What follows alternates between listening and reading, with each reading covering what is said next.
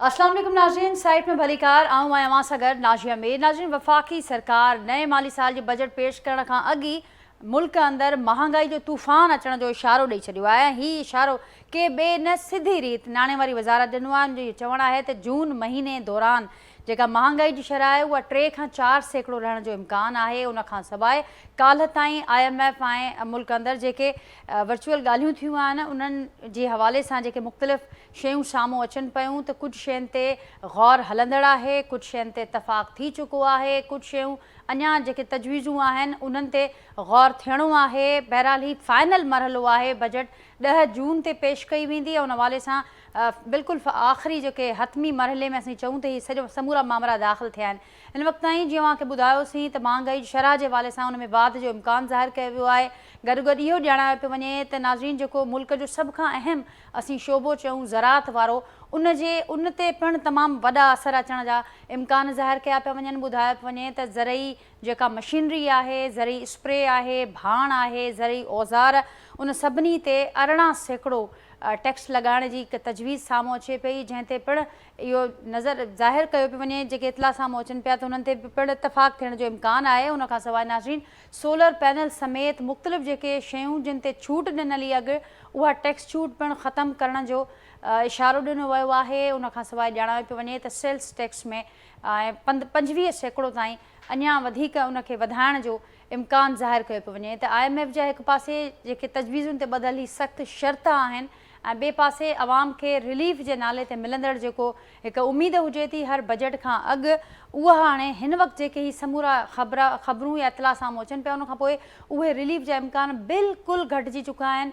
गुज़िरियल ॾींहुं हुकूमत इहो ऐलान पिणु कयो आहे त बजट खां अॻु ईंदड़ महीने में बिजलीअ जूं जेके क़ीमतूं आहिनि उन्हनि में पिणु वाध थियण जो इम्कान आहे। उन खां सवाइ गैस में बि ॿुधायो वञे त उहे बि जेका क़ीमत हूंदी उन में बि वधण जो इम्कान आहे। पेट्रोलियम लेवी जे हवाले सां बि ॼाणायो पियो वञे त उहो बम्ब अवाम मथां किरण लाइ बिल्कुलु तयारु आहे। त अॻु ई हीअ जेका समूरी सूरत हाल आहे, अवाम का ख़ासि उमेद त कोन रखियो वेठो हो न बजट मां हर भेरे जी, पर बहरहाल जेके कुझु उमेदूं हूं उहे बि हिन वक़्तु ख़तमु थियनि पियूं। पघारदार तबिके जे हवाले सां इहा तजवीज़ साम्हूं अचे पई त 10% उन्हनि जी पघारनि में वाध थी सघे थी, पर उहा वाध बि मशरूत कई वई आहे त जेकॾहिं हुकूमत पंहिंजा ख़र्च घटाईंदी त पोइ पघारदार तबिके खे को रिलीफ सुठो ॾेई सघिबो।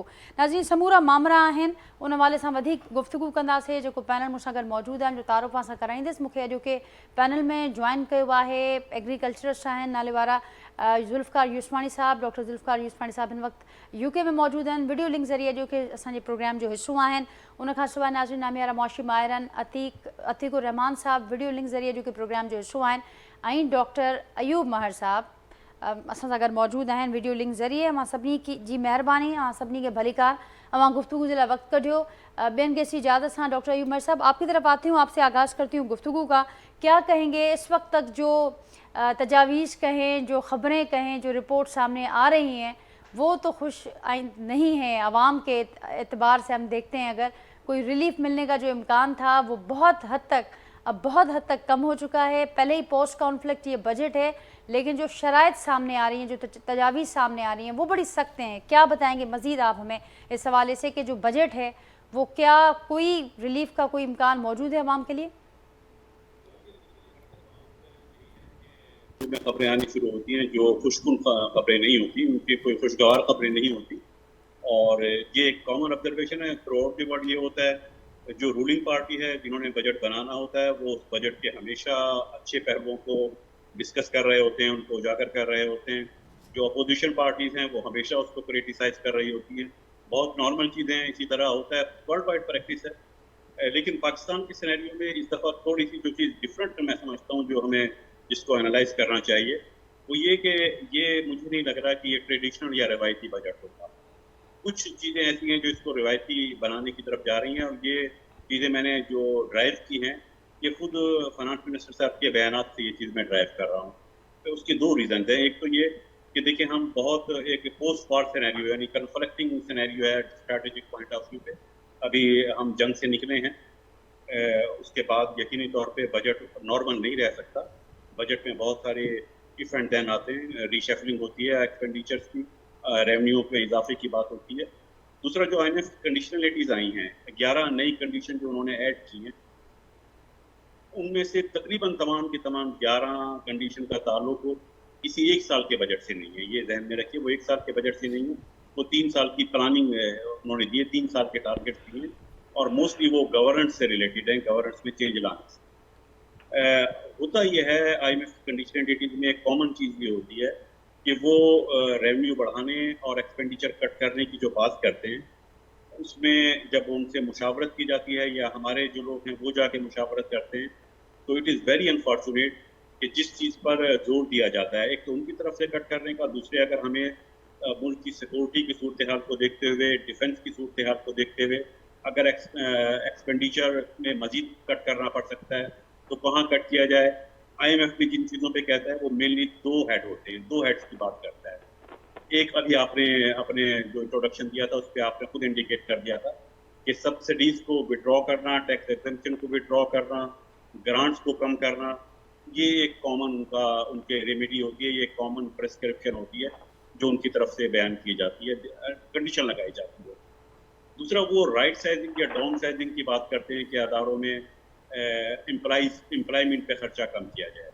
मैं देखिए इन दो चीज़ों को अगर देखें, अब मैं एक रीजनल और ग्लोबल कंपैरिजन में देखें, इस वक्त सब्सिडीज में और ग्रांट्स पे जो खर्चा होता है वो जापान में तकरीबन 70% है। अगरचे वो डेवलप इंडस्ट्रियलाइज कंट्रीज है, कंपेरेबल नहीं, लेकिन ये मैं सिर्फ रेफरेंस के लिए बता रहा हूँ।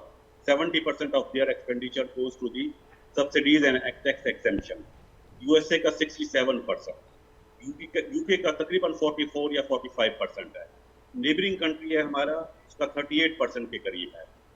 पाकिस्तान में सब्सिडीज या टैक्स एग्जेम्पशन की जो टोटल कॉस्ट बनती है वो ले दे के लेस देन 17% बनती है। इसमें तमाम सब्सिडीज भी शामिल हैं, ग्रांट्स भी शामिल हैं, टैक्स एग्जेम्पशन भी शामिल है।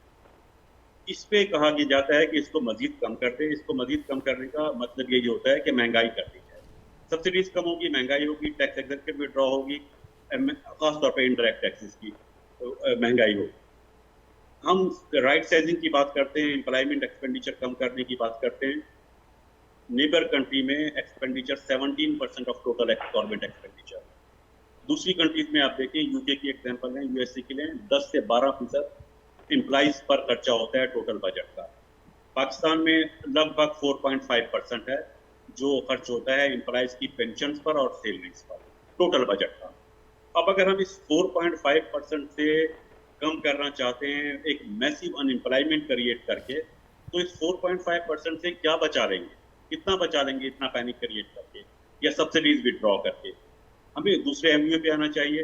तीसरी एक पॉसिबिलिटी की बात की जा रही थी डेवलपमेंट एक्सपेंडिचर की, वो मैं बहुत दफ़ा इंडिकेट करता रहा हूँ। देखिए, डेवलपमेंट एक्सपेंडिचर अब पब्लिक प्राइवेट पार्टनरशिप का मैकेनिज्म होता है और मोस्टली प्राइवेट सेक्टर को इसमें पार्टिसिपेट किया करता है। हमारे यहाँ मैं इट्स वेरी अनफॉर्चुनेट 1993 में एक केयरटेकर सेटअप बना था, मोइन कुरैशी साहब प्राइम मिनिस्टर थे। फिस्कल पॉलिसी में यह हाईलाइट किया गया था कि डेवलपमेंट का काम जो है वो प्राइवेट सेक्टर को ट्रांसफर किया जाएगा ग्रेजुअली। 1993, आज 2024 है, पॉलिसी बननी शुरू हुई, पब्लिक प्राइवेट पार्टनरशिप एक्ट आया है फरवरी 2017 में, आज 2024 है, लेजिस्लेट 2017 में हुआ है, पॉलिसी 1993 में आई है, आज उसकी इम्प्लीमेंटेशन की बात हो रही है। बहरहाल एक खुशकुन बात है कि इसकी तरफ इशारा किया है फाइनेंस मिनिस्टर साहब ने कि जो डेवलपमेंट का काम है, इंफ्रास्ट्रक्चर डेवलपमेंट का काम है, वो हम प्राइवेट सेक्टर के साथ मिलकर करेंगे। उससे मैं ये जिम कर रहा हूँ कि शायद ये डेवलपमेंट एक्सपेंडिचर जो पब्लिक प्राइवेट पार्टनरशिप की तरफ जाएगा और उसमें यकीनन मैचिंग ग्रांट्स होती है, प्लानिंग कमीशन के थ्रू फेडरल गवर्नमेंट के आधे पैसे होते हैं, आधे जिस प्रोविंस में होता है उसके पैसे होते हैं। तो अगर ये कट लगाया जाता है लेकिन एक अच्छा अल्टरनेट प्रोवाइड किया जाता है तो शायद हमें ज़्यादा सब्सिडीज कम ना करनी पड़े, ज़्यादा अनएम्प्लॉयमेंट क्रिएट ना करनी पड़े, ये मेरा एक अंदाज़ा है। तो ये एक अच्छा ऑप्शन होगा। टैक्स अगर बढ़ाने हैं तो टैक्स में टैक्स बेस बढ़ाने की बात है, होनी चाहिए, ठीक है, लेकिन प्रैक्टिस ये रही है दो चीज़ों की। हर पार्टी, PTI है, PPP है, नून लीग है, तीनों हम देख चुके हैं ना, तीनों में एक चीज़ कॉमन नज़र आती है, तीनों के इलेक्शन मैनिफेस्टो में होती थी कि हम इनडायरेक्ट टैक्सेस को शिफ्ट करेंगे डायरेक्ट टैक्सेस पर, लेकिन तीनों ने फोकस जो किया वो इनडायरेक्ट टैक्सेस बढ़ाने पे किया, टैक्स बेस नहीं बढ़ाया। मोस्टली जीएसटी पे फोकस होता है। जीएसटी पे फोकस का मतलब ये होता है कि महंगाई बढ़ेगी। तो ये मैं समझ रहा हूँ कि जो इशारे मिल रहे हैं उसमें ठीक है, ये बहुत सारे नए एक्सपेंडिचर को रीशफलिंग की बात कर रहे हैं, लेकिन इनका इशारा थोड़ा सा ये भी मिल रहा है कि शायद गैर रिवायती बजट होगा और वो प्राइवेट सेक्टर की तरफ, डेवलपमेंट पे पार्टिसिपेशन की तरफ जाएगा। वो एक खुशकुन चीज़ है। ठीक, आप ही की बात को आगे बढ़ाते हुए डॉक्टर ईब अतीकुर रहमान साहब भी मेरे साथ मौजूद हैं, जुल्फ़िकार यूसुफ़ानी साहब भी मेरे साथ मौजूद हैं। क्या कहेंगे आप अतीकुर रहमान साहब? ये एक गैर रिवायती बजट होगा, ट्रेडिशनल बजट से बहुत मुख्तलिफ होगा और उसका इशारा हुकूमत मुख्तलिफ इंडिकेशन जो सामने आ रहे हैं उससे बड़ा वाज़ेह है। डॉक्टर अयूब साहब की बात से एग्री करेंगे आप? क्या कहेंगे मज़ीद आने वाले बजट के हवाले से आप? बहुत बहुत शुक्रिया नाजिया आपका। बहुत अच्छी बातें हो रही हैं और डॉक्टर मेहर साहब ने बहुत अच्छी बात की है और उन्होंने डायरेक्ट इनडायरेक्ट टैक्सेस पे जो बात की है वो हम हमेशा से करते आए, सालों से करते आए, लेकिन ऐसा कभी नहीं हुआ कि इनडायरेक्ट टैक्सेस को कम किया जाए और डायरेक्ट टैक्सेस को बढ़ाया जाए। और वो बिल्कुल सही बात है कि इस सेल टैक्स बढ़ाकर चीज़ों को महंगा भी किया जा रहा है और लोगों की जेब पर बोझ भी बढ़ता चला जा रहा है। मैं बात करूंगा कि अगर आपको अपने सिचुएशन को ठीक करना है और इकोनॉमिक रेजिलियंस की तरफ जाना है तो आपको हमेशा से ये देखना पड़ेगा कि आपका जो ट्रेड डेफिसिट है यानी आपकी एक्सपोर्ट और इंपोर्ट, इससे पहले कि मैं इस बात को कंप्लीट करूं मैं आपको बता दूं कि आपकी जो एक्सपोर्ट्स हैं वो तकरीबन 17.7% मंथ टू मंथ अप्रैल में फॉल हुई हैं और 7.4% ईयर टू ईयर फॉल हुई है। इसका मतलब there is a decline in exports और इंपोर्ट सर्ज हो रही है, 16% आगे बढ़ गई। किसका मतलब क्या है कि डीपनिंग ट्रेड डेफिसिट मजीद बढ़ता चला जाएगा। अब मैं अपनी बात की तरफ आ जाता हूँ कि जब ट्रेड डेफिसिट बढ़ता है तो सेंट्रल बैंक और फाइनेंस मिनिस्ट्री हमेशा कोशिश करती है कि रेमिटेंसेस है उनको प्रायोरिटी दी जाए और रेमिटेंसेस बढ़ते चले जाए और फिर वो इस सिचुएशन को प्लग करने के लिए ओवरसीज पाकिस्तानीज की तरफ देखते हैं बहुत ज्यादा। तो ऐसा नहीं होना चाहिए। पाकिस्तान की जो एक्सपोर्ट्स हैं उनको बढ़ना चाहिए। अब पाकिस्तान की एक्सपोर्ट इसलिए कि वो स्ट्रांग फाउंडेशंस पर नहीं है। हमारा ट्रेड गैप किसी तरह रिड्यूस नहीं होता, वाइड से वाइड होता चला जाता है। हम ट्रेड सरप्लस पे जा ही नहीं पाते सिवाय 2 मुल्कों के। हम सारे मुल्कों के साथ ट्रेड डेफिसिट है।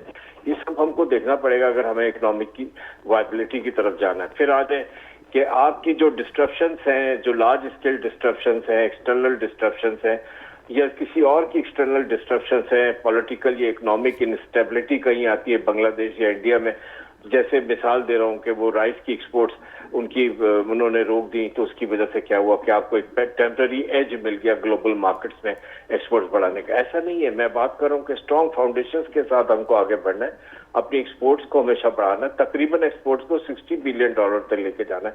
$30 बिलियन जाना भी इसको मुश्किल हो रहा है, जबकि हम देख रहे हैं कि हमारी इंपोर्ट्स $50 बिलियन पे पड़ी। फिर इसके साथ साथ जो एक और इम्पोर्टेंट बात है वो टैरिफ्स की बात है। इंपोर्ट्स के जो टैरिफ्स हैं वो हम देख रहे हैं कि वो राइज होते चले जा रहे हैं, बहुत लार्जली राइज हो रहे हैं, बढ़ रहे हैं। पहले हम देखते थे कि हमारे इंपोर्ट्स पर इतना टैरिफ्स का बोझ नहीं होता था, इतने एक्सपेंड नहीं होते थे, सिर्फ रेगुलेटरी ड्यूटीज या एडिशनल कस्टम टैक्सेस वगैरह होते थे। अब हम देख रहे हैं कि रेगुलेटरी ड्यूटीज और एडिशनल कस्टम ड्यूटीज के साथ और भी बड़ा कुछ इंपोर्ट्स पे आ रहा है और फेडरल एक्साइज ड्यूटी भी लग रही है और ये सारा कुछ इसके साथ है। इसकी वजह से क्या हो रहा है कि हमारा जो कंटेक्स्ट है टैरिफ्स का वो इस तरह की परफॉर्मेंस पे ले जा रहा है हमें कि जहां एक्सपोर्ट की परफॉर्मेंस कॉम्पिटिटिवनेस से बाहर निकलती चली जाती है और एक्सपोर्ट इसकी एक रीजन डिक्लाइन की ये भी। और आप देखिए एक्सपोर्ट के जो मैंने फिगर्स दिए उसमें आप खुद ही नोट करेंगे कि एक्सपोर्ट तकरीबन 15% जीडीपी से गिर गए और हम अपनी एक्सपोर्ट्स को कंट्रोल नहीं कर पा रहे। एक्सपोर्ट्स को कंट्रोल नहीं करेंगे तो हम कभी भी तरक्की नहीं कर सकते और एक्सपोर्ट्स को कंट्रोल करने के लिए इसके साथ हमें जो लाइट इंडस्ट्रीज को तरक्की देने की जरूरत है, जिस पे गवर्नमेंट को अपने बजट पे ध्यान देना चाहिए, वो हमारी इंपोर्ट सब्स्टिट्यूशन इंडस्ट्री है। हम अपनी इंपोर्ट सब्स्टिट्यूशन इंडस्ट्री में जाकर अपनी लोकल रॉ मटेरियल को बना के और लोकल रॉ मटेरियल के साथ काम कर सकते हैं। अभी तो सूरत हाल यही है, बात रिपीट होती है और हम अपने हर प्रोग्राम में ये बात कहते हैं कि 98% रॉ मटेरियल हम इंपोर्ट करते हैं, चाहे वो फार्मास्यूटिकल का हो, चाहे वो एक्सपोर्ट गुड्स को बनाने का हो, चाहे वैल्यू एड के लिए हो, चाहे कुछ भी हो या लोकल कंजम्पशन का हो। तो बात सारी है कि हमें अपने लोकल रॉ मटेरियल पे भी जाना है और वो इंपोर्ट सब्स्टिट्यूशन इंडस्ट्री जो लोकल रॉ मटेरियल 100% यूज करती हैं, हमें उनको इनकरेज भी करना है ताकि हम ज्यादा से ज्यादा इंपोर्ट से बचें और अपनी चीजों को लोकल बनाए और made in Pakistan and produce of Pakistan को सारी दुनिया में मुतारफ करा सके। अब अगर बजट हमारा 17.6 ट्रिलियन का बजट आता है एक्सपेक्टेड, तो उसमें हम रेवेन्यू देख रहे हैं 14.307, बाकी सारे टैक्सेस हैं, direct sale tax, custom duty, FED, petroleum levy जिसका भी आपने जिक्र भी किया, नॉन टैक्स रेवेन्यू, और साथ ही साथ एक्सपेंडिचर्स का एक बवाल है जिसमें आप देखते हैं कि डेट सर्विसिंग और इंटरेस्ट भी सबसे ज्यादा है। तो आप ये देखिए ये सारी चीजें क्या बता रही हैं, ये बता रही है कि हमारा फ्रेमवर्क स्ट्रांग नहीं है, हमारी फाउंडेशन स्ट्रांग है।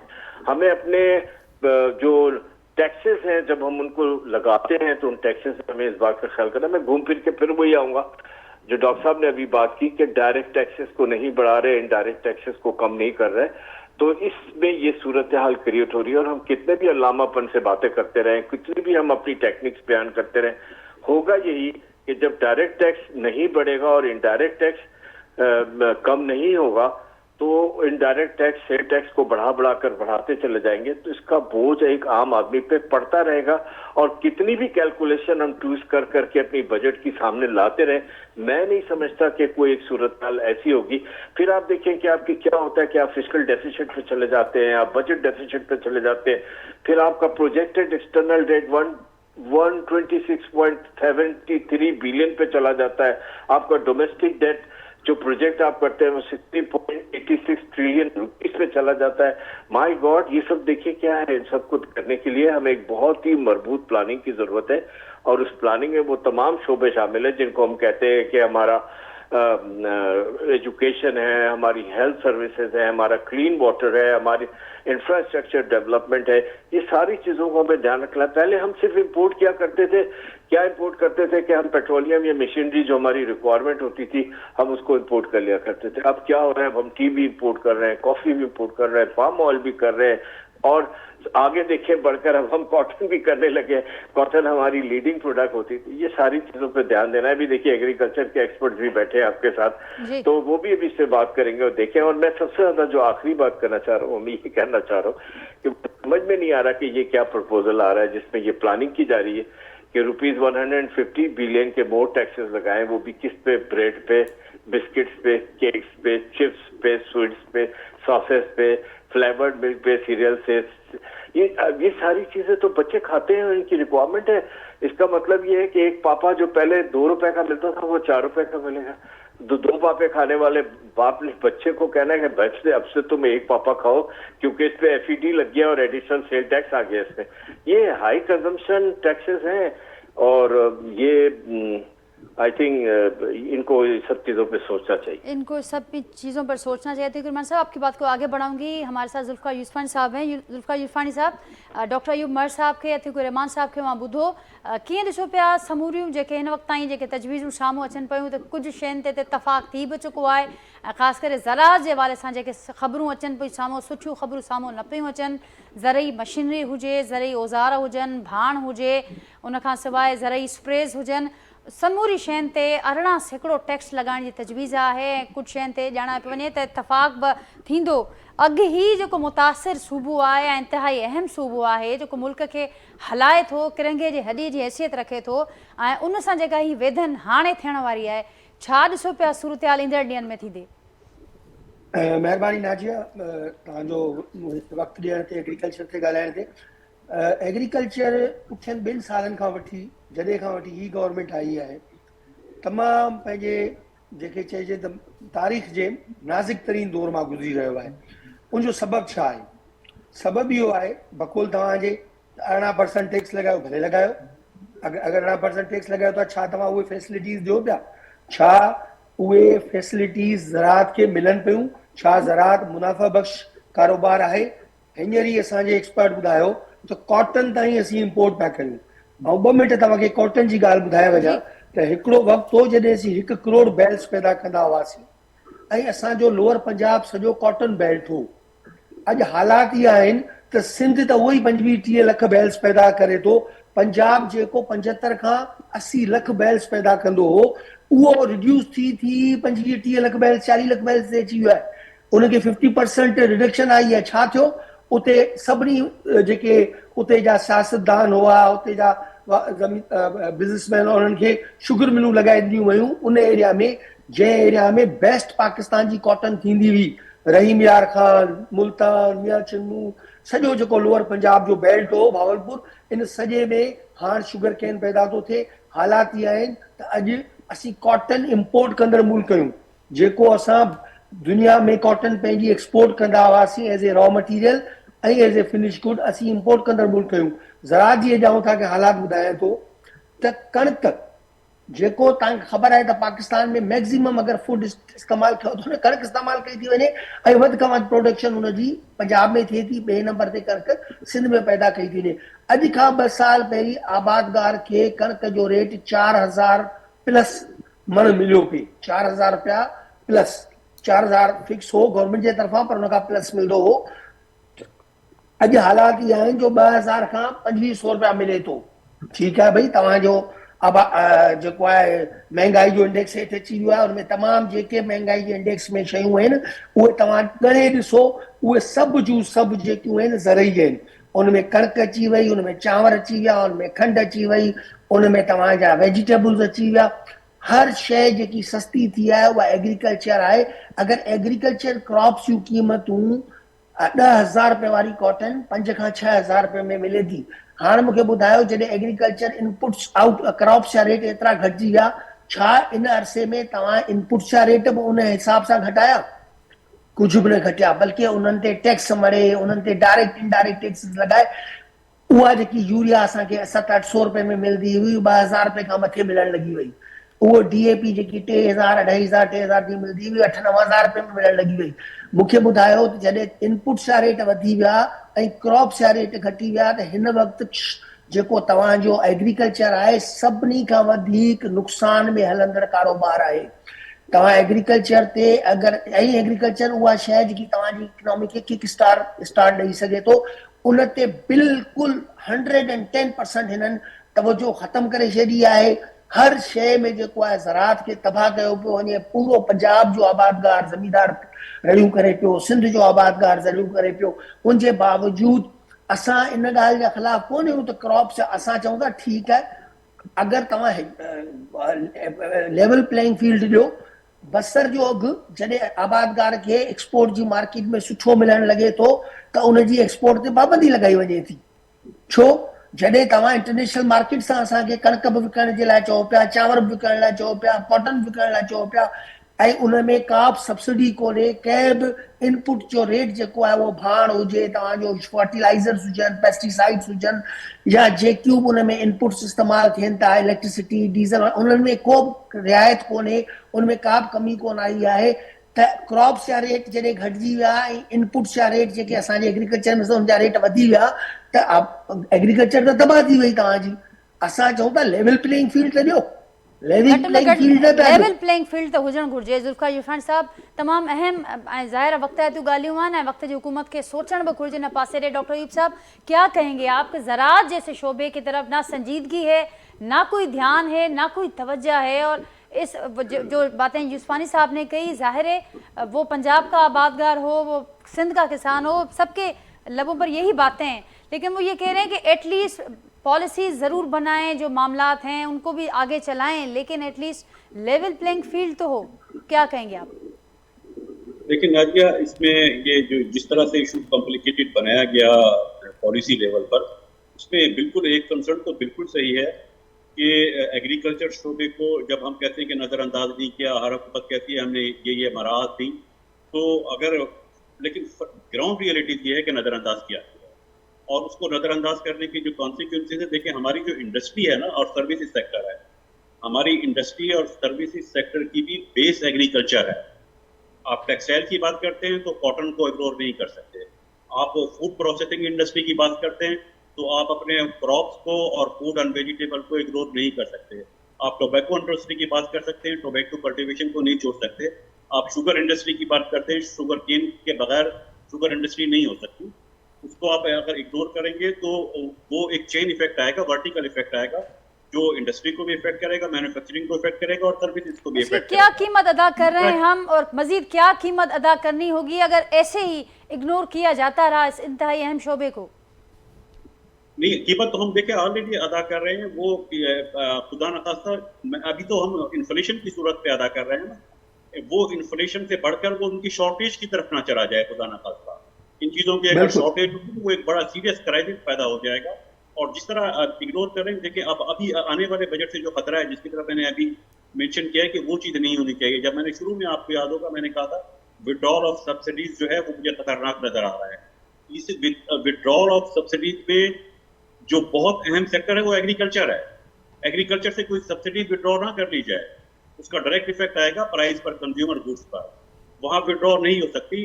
पेस्टिसाइड हो, आपके फर्टिलाइजर हो, आपका रेंट हो, आपकी इलेक्ट्रिसिटी हो, ये तमाम इनपुट्स हैं डायरेक्ट या इनडायरेक्ट एग्रीकल्चर प्रोडक्ट्स की। और एग्रीकल्चर की जब हम बात करते हैं, देखें हमारे एक हमें समझना होगा, अपनी एक रूरल सोशियोलॉजी को समझना होगा।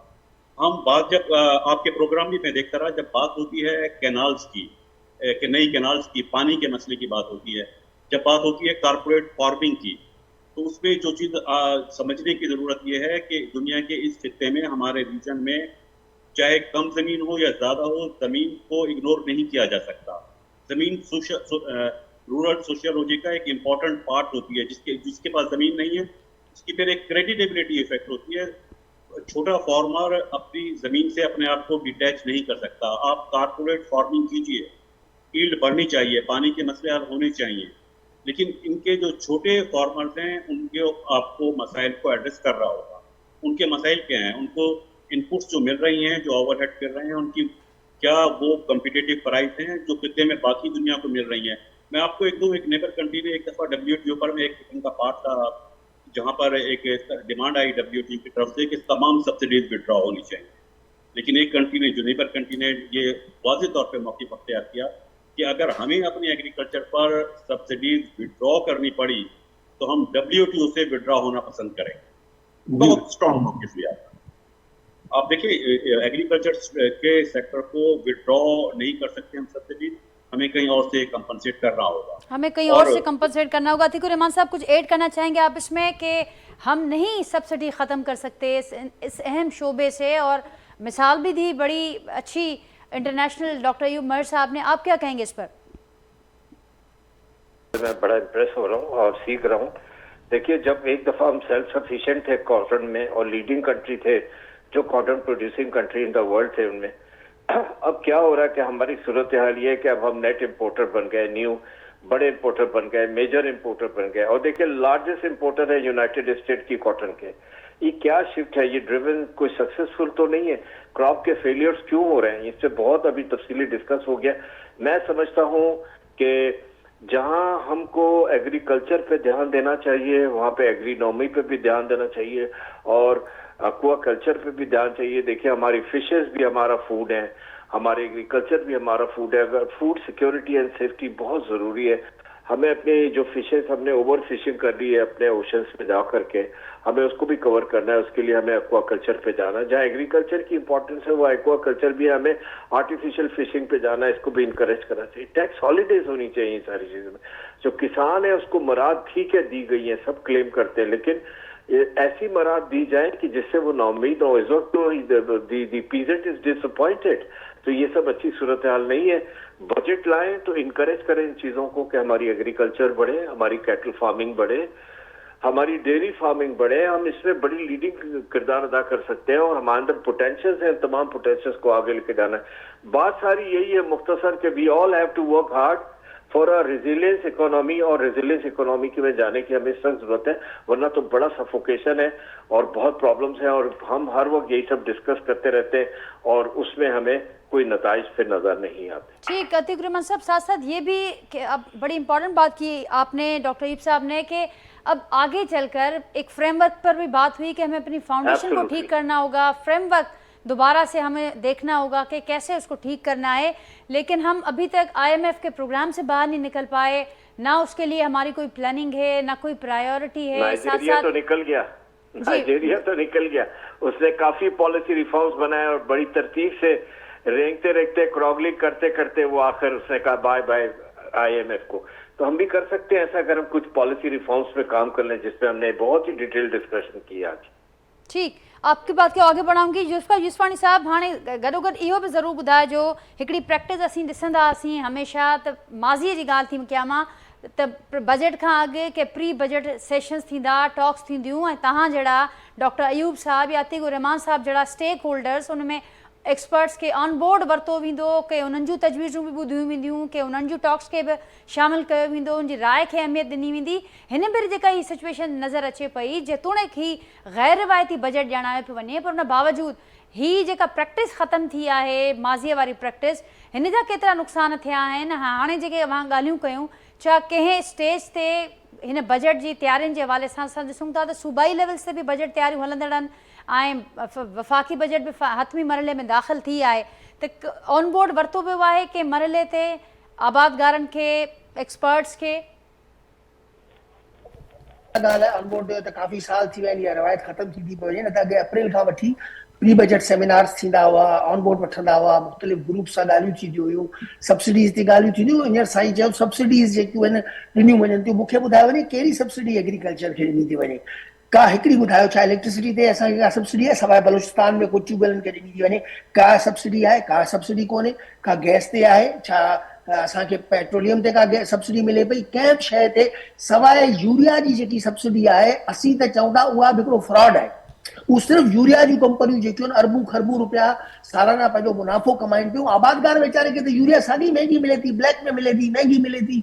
उनजो रेट अगरि जेतिरी subsidy as a gas J form में यूरिया जी फैक्ट्रियुनि खे ॾिनी वञे थी, उनजो 10% बि पास ऑन नथो थिए टुवर्ड्स द ग्रोस। उनखां सुठी सारी सब्सिडी ॾिनी वञे, उन सब्सिडी खे बि असीं नथा मञूं। हिन वक़्तु हिकिड़ी ॻाल्हि मेहर साहब ॻाल्हि कई, मां तव्हांखे ॿुधाए थो वञा, जहिड़ा हालात हलनि पिया, जंहिं तरीक़े सां क्रॉप्स खे रीशफल कयो वियो आहे, जंहिं तरीक़े सां जेको हिकिड़ा बैरियर्स आहिनि उन्हनि खे तोड़ियो वियो आहे। जीअं फॉर एग्ज़ाम्पल असांजो स्टेबल फूड आहे वीट, ऐं असां उनजो बाक़ाइदा मुल्क में फूड सिक्योरिटी जे करे हिकिड़ो स्टॉक रखंदा हुआसीं, जेके ज़ीरो कयो वियो आहे। नओं गवर्नमेंट, कंहिं बि गवर्नमेंट जो इदारो अहिड़ो कोन्हे जेको हाणे कणिक जेको आहे उहो ख़रीदारी कंदो हुजे, जंहिंजे करे 4000 रुपए वारी कणिक अॼु 2000 रुपए में मिले थी। ठीकु आहे, तव्हां मूंखे ॿुधायो त 2000 रुपए में आबादगार कणिक विकिणी छॾी हिन साल, छा अॻे साल उहो इन लाइक़ु बचियो आहे जो कणिक पोखे? वॾो वॾो पैराडाइम शिफ्ट ईंदो, तव्हां ॾिसंदा त कणिक जो वॾो बुहरान पैदा थींदो हिन मुल्क में। डॉक्टर साहब कई त इन्फ्लेशन खां शॉर्टेज ॾांहुं वेंदासीं, ऐं ज़ाहिर आहे हुनजी तमामु घणी क़ीमत हूंदी।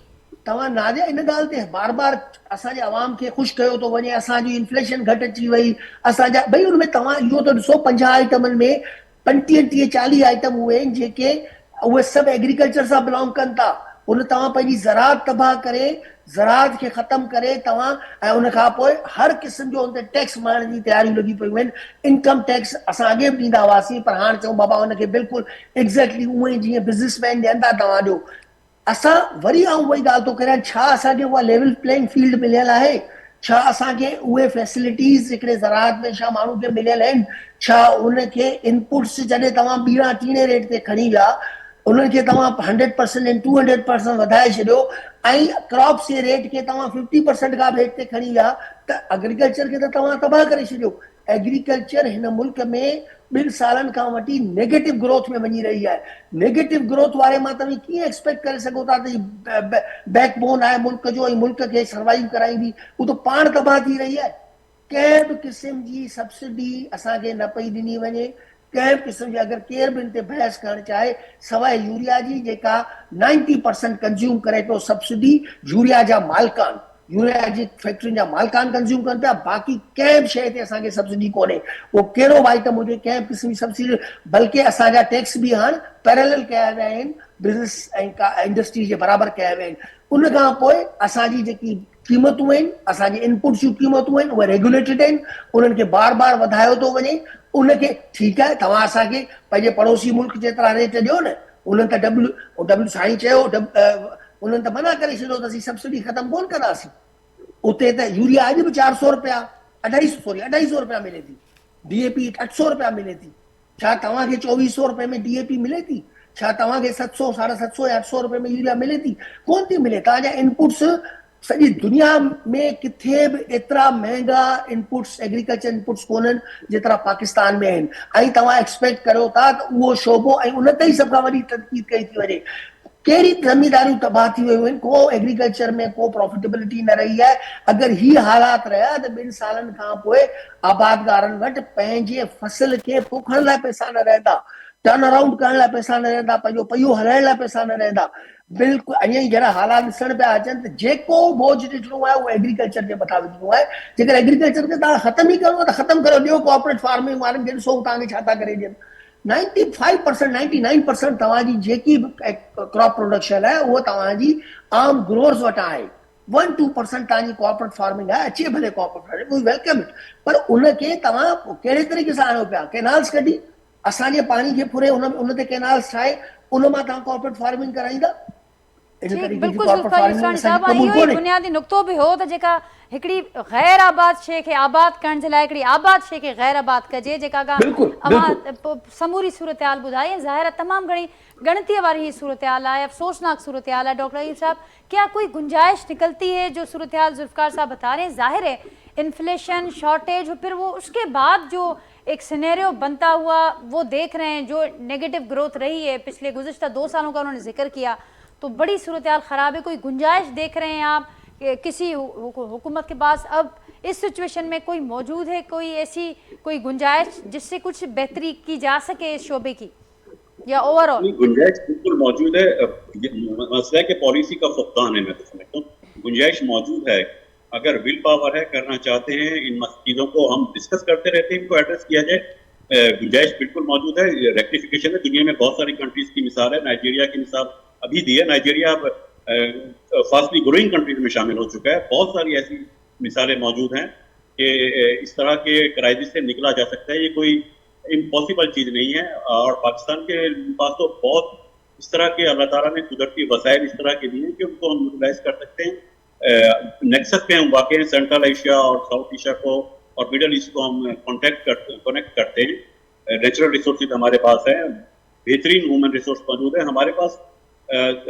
जो इंग्रेडिएंट चाहिए पॉलिसी के वो मौजूद है। पॉलिसी का फुकदान है। हम जो कॉम्प्लिकेशन डिस्कस कर रहे हैं और जो यकीनन बजट से, आने वाले बजट से बहुत हद तक रिलेटेड है, ये जितने इशूज हैं, क्रेडिट फाइनेंसिंग बैंक से, इंश्योरेंस का इशू, सब्सिडीज का विड्रॉ, इनडायरेक्ट टैक्सेस, ये कनेक्टेड इशूज हैं। और एग्रीकल्चर सेक्टर को तो हमें डेफिनेटली लेकर चल रहे हैं। जब तक कि हमारी इंडस्ट्री एग्रीकल्चर बेस्ड है ना, हमारी इंडस्ट्री भी एग्रीकल्चर पर डिपेंड करती है। जब और एग्रीकल्चर जिसको हम बात करते हैं ना, जब हम एग्रीकल्चर की बात करते हैं तो पाकिस्तान में एग्रीकल्चर सेक्टर की जो ग्रोथ बताई जाती है या जो रेफर किया जाता है, वो 5 सब सेक्टर को कलेक्टिवली मजबूरी तौर पे एग्रीकल्चर कहा जाता है। उसमें लार्ज क्रॉप भी हैं, उसमें दूसरे क्रॉप भी हैं, उसमें फ्रूट एंड वेजिटेबल्स भी हैं, उसमें कैटल भी है, एनिमल इंडस्ट्री भी है, उसमें फिशिंग भी है। ये मजबूरी तौर पे हम इनको एग्रीकल्चर कहते हैं। जब हम कहते हैं नेगेटिव ग्रोथ रही है, 2% ग्रोथ रही है, 3%, तो हम इनकी एग्री ग्रोथ बता रहे होते हैं। ग्रोथ का जो इशू है वो तो एक नेशनल लेवल पे जब हम बात करते हैं, और अभी भी फाइनेंस मिनिस्ट्री देखिए, आप बजट से एक दिन पहले इकोनॉमिक सर्वे आएगा, उसमें नोट कर लीजिए और आने वाली प्रोजेक्शन भी देख लीजिएगा। हम 2.5%, 3.5% की बात कर रहे होते हैं। पाकिस्तान की जो इकोनॉमिक कंडीशन है, ये मैं बारहा कह चुका हूँ, हमें ध्यान में रखना है कि पाकिस्तान की जो सोशियो इकोनॉमिक प्रॉब्लम है, सोशियो इकोनॉमिक प्रॉब्लम से मतलब है अनएम्प्लॉयमेंट की बात कर रहा हूँ, इन्फ्लेशन की बात कर रहा हूँ, पॉवर्टी की। मैं मैक्रो इकोनॉमिक इंडिकेटर को छोड़ दें, टैक्स टू जीडीपी रेशो क्या है, जीडीपी ग्रोथ रेट क्या है, मैं जो सोशियो इकोनॉमिक इंडिकेटर है, अगर हम इनको एड्रेस करना चाहते हैं, पॉवर्टी को कम करना चाहते हैं, तो इस वक्त हमारा मिनिमम जीडीपी ग्रोथ रेट जो रिक्वायर्ड है वो 7% है। अगर हम 5% या 6% भी अचीव कर लेते हैं तो आप कहेंगे ग्रोथ हुई है, इकोनॉमी में बहुत ग्रोथ हो गई है, लेकिन वो आपके यहाँ पॉवर्टी को हिट नहीं कर सकेगा। जो पॉवर्टी को हिट कर रहे हैं, अनएम्प्लॉयमेंट को कम कर रहे हैं, तो minimum 7% required rate of growth होता है। जब हम ग्रोथ रेट की बात करते हैं तो जो अभी देख लीजिएगा इकोनॉमिक सर्वे में हम 2.5%, 3%, 3.5% तक कहते हैं। ये तो हमारी रिक्वायरमेंट से भी कम है, और उसमें यकीनन इंडस्ट्री की और सर्विसेज की ग्रोथ भी शामिल है, एग्रीकल्चर की भी। एग्रीकल्चर पे प्रॉब्लम ये होती है कि एग्रीकल्चर की जो ग्रोथ होती है वो मोस्ट ऑफ द टाइम अक्सर जो होता है वो अनप्रेडिक्टेबल हो जाती है, क्योंकि उसमें सिर्फ पॉलिसी या ह्यूमन एलिमेंट्स ही नहीं होता, उसमें नेचुरल फैक्टर्स भी होते हैं, उसमें क्लाइमेट कंडीशन भी होती है। ये इंटररिलेटेड चीजें हैं, हम इनको बैठकर डिस्कस कर रहे हैं। मसाइल का हल मौजूद हो सकता है, मसाइल से निकला जा सकता है। ठीक, अयूब साहब ने कहा कि पॉलिसीज़ का फुकदान है, गुंजाइश मौजूद है, हमारे पास वसाइल भी मौजूद हैं लेकिन पॉलिसीज़ का फुकदान है। आप मेरे साथ मौजूद हैं अतीकुर रहमान साहब। अतीकुर रहमान साहब, मेरी आवाज़ आप तक पहुँच रही है? मुझे सुन रहे हैं आप हमारे साथ मौजूद हैं जी। अतीकुर रहमान साहब, जो बात यहाँ पर हुई कि गुंजाइश बिल्कुल मौजूद है, वसाइल भी है, सब कुछ है, लेकिन पॉलिसी का फुकदान है। इससे पहले आपने भी अपने अर्लियर कमेंट में बात की कि एक फ्रेमवर्क, एक फाउंडेशन की कमी को हम महसूस कर रहे हैं। तो फिर ये इसको कैसे हम देखेंगे कि ज़मीनी हकीकतें कुछ मुख्तलिफ हैं, लेकिन जो हम इंडिकेटर्स देख रहे हैं, आपको याद होगा गवर्नर बैंक की स्टेटमेंट जिसमें वो जिक्र कर रहे हैं कि 60 सालों की जो कम तरीन महंगाई की सतह उस पर हम पहुंच चुके हैं। इसके अलावा हमने रिसेंटली ग्लोबल कुछ इंडिकेटर्स भी देखे जो भी बयान करते हैं कि पाकिस्तान का मौशी आउटलुक बेहतर हुआ है, उसमें प्रोग्रेस आई है। फिर ये ज़मीनी हक़ाइक़ जो अभी हम डिस्कस करें इस शो में, या वैसे जो नॉर्मली हम देखते रहते हैं, तो उनमें इतना फ़र्क क्यों है? नाजिया, जितने लर्नड स्पीकर्स हैं काबिल एहतराम है, और मैं चूंकि ऑनलाइन हूँ उनके नाम नहीं मुझे आ रहे थे, वरना मैं उनका नाम लेकर शुक्रिया अदा करता हूँ। डॉक्टर अयूब मर साहब और जुल्फकार यूसुफानी साहब हमारे साथ हैं। जी हाँ, मैं उनका शुक्रिया भी अदा करता हूँ। देखिए, बात सारी ये है कि core problem is as old as countries economic outlook. Country की जितनी पुरानी आउटलुक है ना, उतने ही कोर प्रॉब्लम्स पुराने हैं, ये चलते आ रहे हैं। और हमको ना इसको सेंस ऑफ अर्जेंसी पे on the top of the line जाके इसको सॉल्व करना चाहिए। बात मेरे ख्याल में डिफिकल्ट नहीं है, इजी है।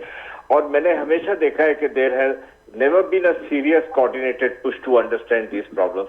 तो यही वाली बात है कि इनको किसी तरह अंडरस्टैंड करना है, इनको अर्जेंसी में सॉल्व करना है, और इन कोर प्रॉब्लम्स को जो हमारी इकोनॉमिक बुक में पहले दिन से लिखे गए उनको किसी तरह उसमें से निकाल करके हमें एक सेंसिबल इकोनॉमी की तरफ जाना है, जिसको हम इकोनॉमिक ग्रोथ कह सकें, और जिसको मैं बार बार रेजिलियंस इन इकोनॉमिक ग्रोथ कहता हूँ, उसके ऊपर हमें ध्यान देने की सख्त जरूरत है। आई थिंक डिस्कशन काफी इंपॉर्टेंट हुई है, और हम इस इंपॉर्टेंट डिस्कशन में देखें कि हमारे शॉर्टफॉल्स कहाँ हैं, ड्रॉबैक्स कहाँ हैं, उनको कवर हम करें, तो ज्यादा से ज्यादा अच्छे तरीके पे हम अपने इकोनॉमिक प्रॉब्लम से बाहर आ सकते हैं। लेकिन फिर एक बात कह के खत्म करूंगा कि प्लीज डायरेक्ट टैक्सेस को बढ़ाओ, इनडायरेक्ट टैक्सेस को जरा कम करो। Thank you so much Atiqur Rahman साहब, डॉक्टर अयूब मर साहब, जुल्फकार यूसुफानी साहब। नाज़रीन, प्रोग्राम में गुफ्तगू मां ॿुधी नओं बजट या महांगाई जो तूफ़ान ही असांजो मौज़ू हो, ऐं जेके मुख़्तलिफ़ तजवीज़ूं या असां चऊं जेके इशारा असांजे साम्हूं अचनि पिया त हीअ जेका बजट हूंदी उहा कीअं हूंदी, आवाम जे लाइ छा खणी अचे पई, छा हूंदो हुन में, ऐं कहिड़े तरीक़े सां जेके मुख़्तलिफ़ असांजा असीं पंहिंजी कोताहियूं चऊं या उहे वीक एरियाज़ चऊं जिन ते अञा बि कमु करण जी ज़रूरत आहे। एक्सपर्ट्स जी राय मां ॿुधी पंहिंजे फीडबैक असांखे आगाह कजो। वरी असां हाणे सूमरु ॾियारे मुलाक़ात थींदी, तेसिताईं ॾींदा इजाज़त। अल्लाह हाफ़िज़।